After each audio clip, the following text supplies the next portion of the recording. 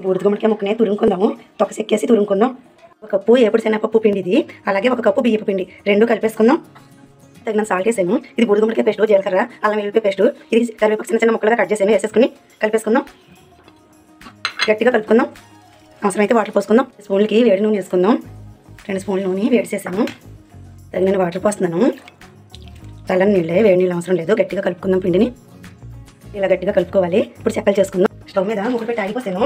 మనం కలుపుకున్న పిండి ఉంది కదా, కాబట్టి ఆయిల్ రాసుకుని ఉండలుగా చేసాను. ఒక కుండ తీసుకుని చెక్కలుగా పలుసుగా చేసుకుందాం. బూడిద గుమ్మడికాయ చాలా టేస్ట్గా ఉంటాయి, హెల్త్కి కూడా మంచిది.